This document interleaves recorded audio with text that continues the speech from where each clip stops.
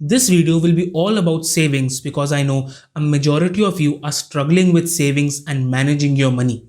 If you just take a look at this graph, this shows that chronically over the period of time, year after year, the amount of savings have decreased, but you can see a pattern. During the time of recessions, there is a slight peak in the savings, but when everything seems to be normal, when everyone is optimistic, the savings again decreases. But why is this? There can be a lot of arguments that nowadays everyone is very knowledgeable, everyone is very aware that inflation will eat up all your savings, so many people invest. This is due to the millennium mindset that you should invest, you should take risks, saving will eat up your money, and all of these arguments are true. But I'm going to show you some stats that will really shock you. And if you're one of those people, you need to really watch this full video because I will talk about how you need to save, what is the psychological aspects of saving, and all these different things.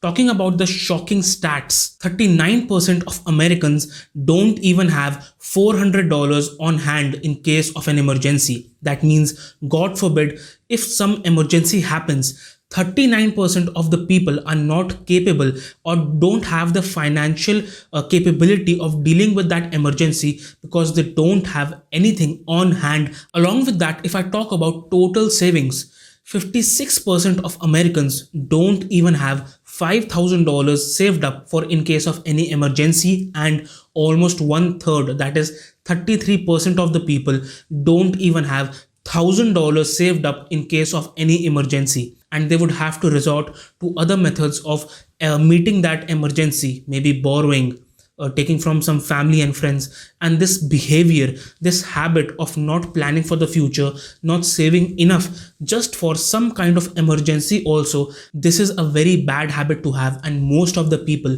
don't even realize that. When they get the payment, when they get their salary, they just spend it like there is no tomorrow, and they don't plan for the future, they don't save anything. And when calamity strikes, when something happens, they borrow from others, they get into the vicious cycle of a debt trap, and they never seem to get out of it because they are not emotionally, psychologically ready for savings, for changing their lifestyle, and all these different things that are very critical for your financial freedom. So just watch the full video to understand each and everything about savings. Hey guys, this is Taresh, and this channel is all about personal finance, entrepreneurship, investing, and helping you achieve your financial freedom. As I said, this video will be all about savings, and personally talking about myself, I have an emergency fund for 10 months of my monthly expenses.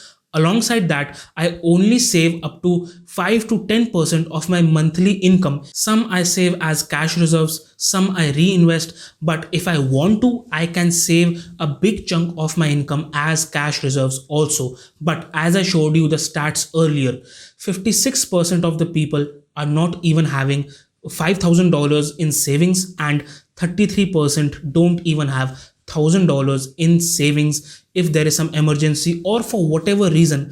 And this shows a very poor financial planning, and this video will be all about savings. Personally, I believe that savings is much more of a psychological game. It is much more of a mental habit, because each and everyone knows that you don't have to spend money on the things that you don't use. But it is easier said than done, because when you are in the transaction, when you are in the moment, the people who make good financial decisions are the one who have a psychological police, financial police in their mind that tells them if this transaction is worth it or not.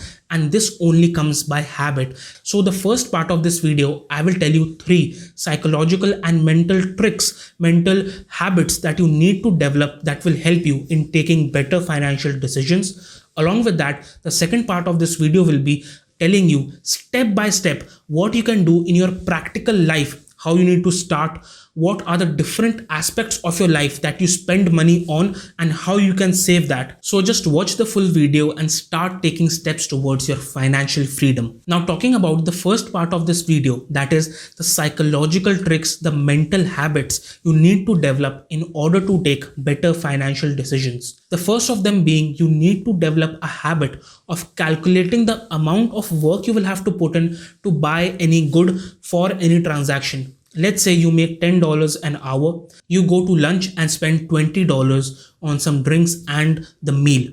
Now you need to always have in mind, is this meal, is the drink worth 2 hours of work? If I'm earning $10 an hour and this transaction costs $20. So you need to always have this in the back of your mind.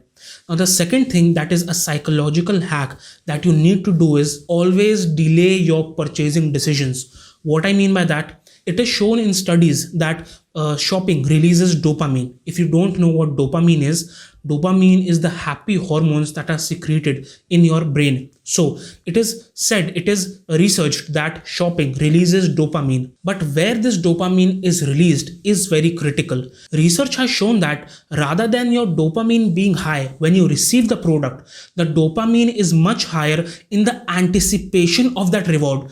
What I mean by that, when you are thinking about purchasing that product, when you are making a purchasing decision, when you are clicking buy now on Amazon or any platform, that is the point where you are most happy rather than the point when you receive that purchase. So another way to say this will be, don't do impulsive buying. You should sleep over these decisions, and if in the morning as well you want to buy that product, you are happy to buy that product, only then you should buy this product. So the point being, don't be an impulsive buyer. Don't just see 40% off, 50% off and just go in with your credit card and just swipe at whatever you see. You need to be smart and delay your purchasing decisions. The third psychological tweak or habit you need to develop is, you need to keep in mind that if you had cash, if you had the same amount of cash that you are spending on this transaction, would you still buy this product? If you are spending $50 on clothes, on one side you have clothes worth of $50 and on the other side you have the same amount of cash. So you need to keep in mind that, will you buy the $50 worth of clothes, or will you keep that $50 in cash because you think you can do much more things? You can pay the rent, pay the insurance, have food with that amount of money. So you always need to be conscious that if you had the same amount of cash, would you make the same decisions? Would you still buy that product? These are some of the psychological tricks, mental habits that if you develop, it will be kind of a financial police in your mind that will tell you if each and every transaction is worth it or not. So these are the mental habits that you first need to develop in order to implement the next steps I'm about to tell you. Now I'm going to tell you step by step how you can implement practical things, how you can implement saving in your practical life. I will tell you 3 points that you need to start with. These are the 3 points that you need to implement in order to start saving. And after that, I will tell you how you can save money from each and every aspect of your life that you spend money on. First of all, the first point that you need to start with is having a goal in mind.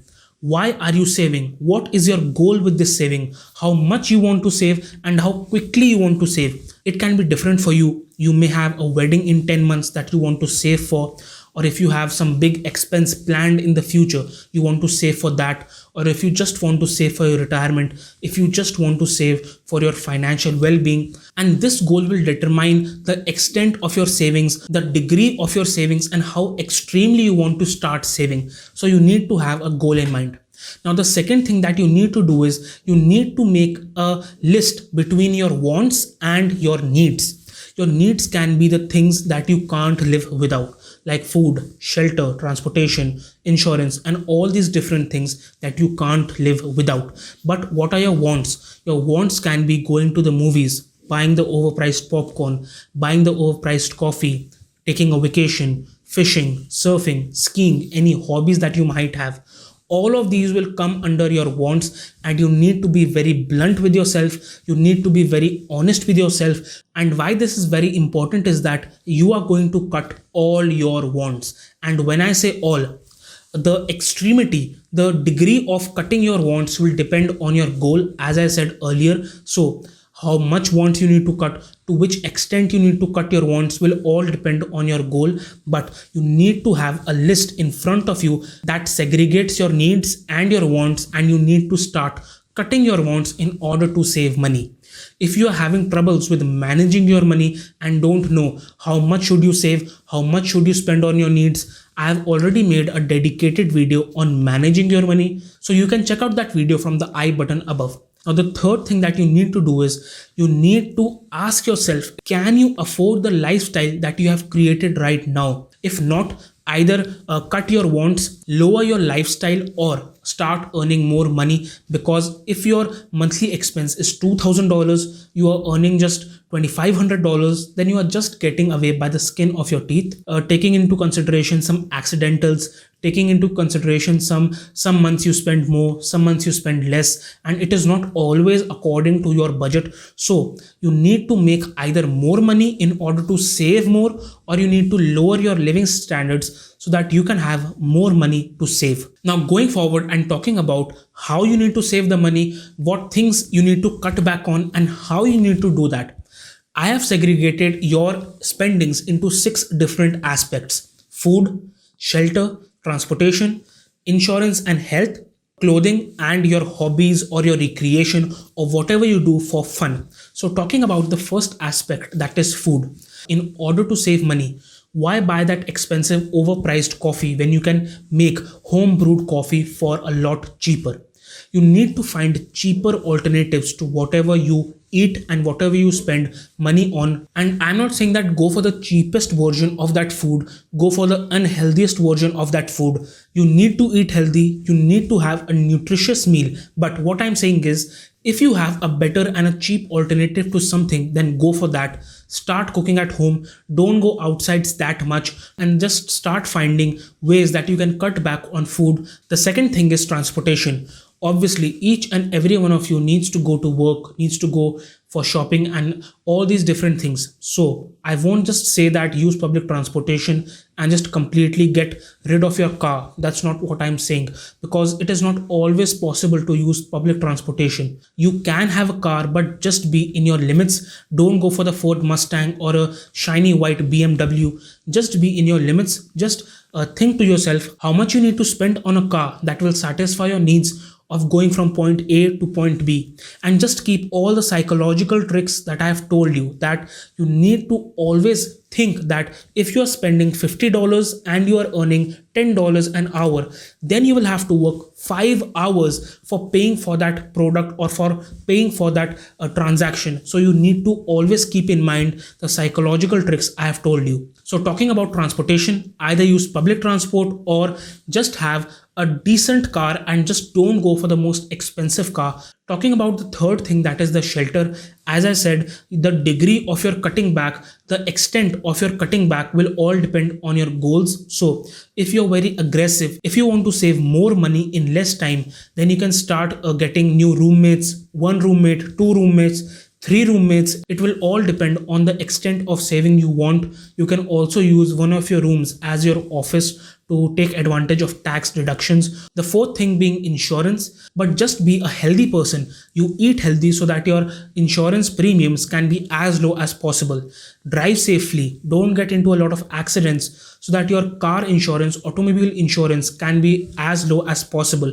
So this way you can just start getting some experience. You can start living a safe lifestyle so that your insurance doesn't skyrocket and doesn't break your bank. The fifth thing being clothing. There is no shame in asking your friends and family, and there is no shame in looking for second-hand clothes or going to different sales, different auctions where you can find a very, very cheap clothing. The sixth and the last thing that most of you go wrong is your hobbies, where you feel happy, where you just have a good time.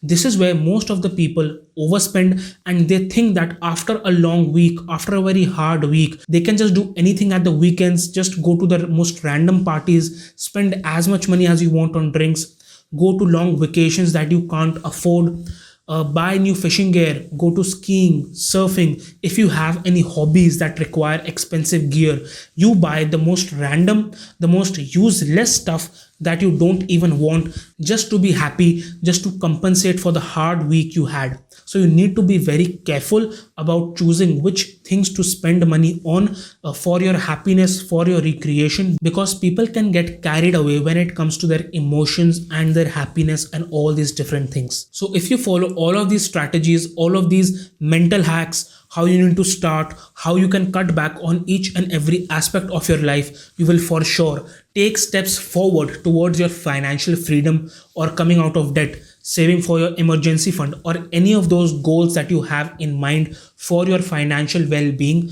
So likes if you enjoyed it, subscribe if you loved it, and if you want to learn how to manage the money that you are earning, what percentage needs to go towards your needs, towards your wants, towards your savings, and all of these different things regarding managing money, click on the video that is flashing on your screen right now, because I have made a dedicated video on how you can manage the money, manage the income in a proper and a systematic manner.